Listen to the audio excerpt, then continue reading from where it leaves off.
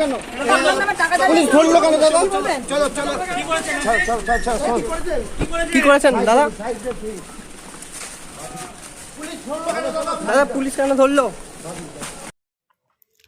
খানাকুলে লক্ষ্মীর ভাণ্ডারের টাকা তছরূপের অভিযোগে খানাকুল থানার পুলিশ 3 জন অভিযুক্তকে গ্রেপ্তার করে আরামবাগ মহকুমা আদালতে তুলল।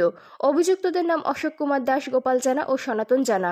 পূর্ব মেদিনীপুরের ময়না থানা এলাকা থেকে এদের গতকাল রাতেই গ্রেপ্তার করে খানাকুল থানার পুলিশ। পুলিশ সূত্রে জানা যাচ্ছে ধৃতদের মধ্যে একজন বিজেপির বুথ সভাপতি এবং তার ছেলে রয়েছে। জানা গেছে খানাকুল বিডিও অফিসের লক্ষ্মীর ভাণ্ডারের আইডি হ্যাক করে টাকা তুলে নেওয়া হতো বলে অভিযোগ। পাশাপাশি বিভিন্ন পুরুষদের অ্যাকাউন্টে টাকা পাঠানো হতো বলেও অভিযোগ উঠেছে। এ বিষয়ে খানাকুল 1 নম্বর ব্লকের সভাপতি দীপেন মাইতি ও প্রাক্তন ব্লক সভাপতি অভিজিৎ বাগ কি বললেন বিস্তারিত দেখুন 24 আওয়ার্স আরামবাগের রিপোর্ট। দাদা পুলিশ কেন ধরলো?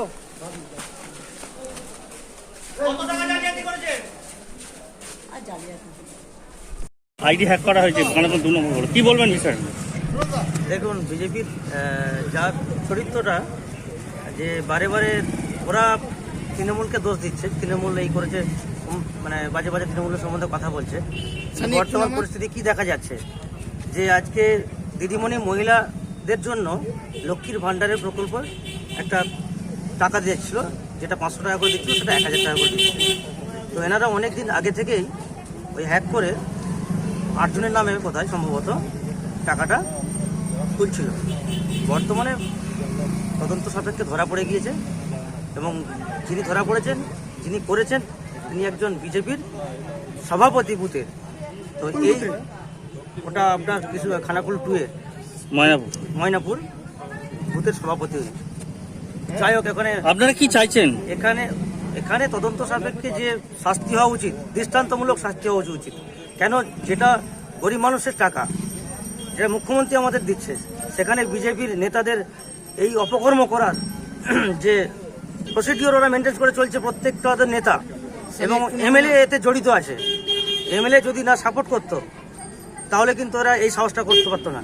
তাহলে এমএলএ যখন আজ অবধি কোনো মুখ খোলেনি, এত বড় অপরাধ করেছে, এমএলএকে বলতে বলবেন মাইকে ফোন ধরে যে আমাদের বিজেপির বুথ সভাপতি সরকারি টাকা, মহিলাদের লক্ষ্মী ভাণ্ডারের টাকা হ্যাকিং করে, হাইজ্যাক করে 8 জন পুরুষের নামে টাকা ঢোকাচ্ছিল। কিভাবে আত্মসাৎ করতো? কিভাবে করতো? ওরা তো হ্যাক করে নিত, ওদের কাছে এটিএম ছিল। কত টাকা নিয়েছে? সেটা পরিমাণটা আমি এখন বলতে পারছি না, সেটা আপনারা তদন্ত সাপেক্ষে জেনে আসবেন, ওনাদের কাছ থেকে জানতে পারবেন কত টাকা।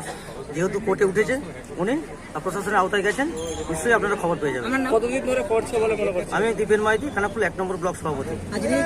ওই যে অ্যাকাউন্টে টাকাটা ঢুকতো, সেই টাকা অ্যাকাউন্টগুলো কাদের অ্যাকাউন্ট কিছু জানতে পেরেছেন? মহিলাদের অ্যাকাউন্ট ছিল। হ্যাঁ, মহিলাদের অ্যাকাউন্ট ছিল। কিভাবে করতো? দেখুন, এখন তো আপনার টাকা ফ্রড হয়ে যাচ্ছে। আপনাকে কেউ ওটিপি চাইছে, আপনাকে ফোন করে বলছে আমি ব্যাংক থেকে কথা বলছি যে আপনার অ্যাকাউন্টটা ক্লোজ হয়ে যাবে, অ্যাকাউন্টটা বন্ধ হয়ে যাবে, আপনি আমাকে আমি ওটিপি পাঠিয়েছি দেন। সাধারণ মানুষ কিছুক্ষণ কথা বলতে বলতে আপসেট হয়ে যায়, তারা সঙ্গে সঙ্গে ওটিপি এলে দিয়ে দেয় কোনো একটা প্রবলেম দেখে। এরকম কিছু ঘটেছে ঘটনা। ঠিক, থ্যাংক ইউ, ওটা জেনে নেন আপনারা একটু। বিজেপির বুথ সভাপতি, এটাই বললাম। আগে এমএলএ সাহেব সুশান্ত ঘোষকে আগেও চ্যালেঞ্জ করেছি, উনি তো এসে বড় বড় কথা বলেন। উনি এসে বিভিন্ন জায়গায় বলে তৃণমূলে চোর, ও চোর। এরা তাহলে কি? সামান্য একটা খেটে খাওয়া মানুষ, যেখানে মমতা বন্দ্যোপাধ্যায় মহিলাদের পাশে থাকবার জন্য লক্ষ্মীর ভাণ্ডার দিয়েছে, সেই টাকাও হ্যাক করে চুরি করে নিচ্ছে। তাহলে এরা ক্ষমতায় এলে কি করবে? মানুষ বুঝে দেখুক না। সেই জায়গায় যদি সুশান্ত ঘোষ আমাদের বিধায়ক সৎসাহস থেকে থাকে, উনি এর প্রতিবাদ করে প্রকাশ্যে বলুক যে আমাদের বিজেপির বুথ সভাপতি তিনি চোর।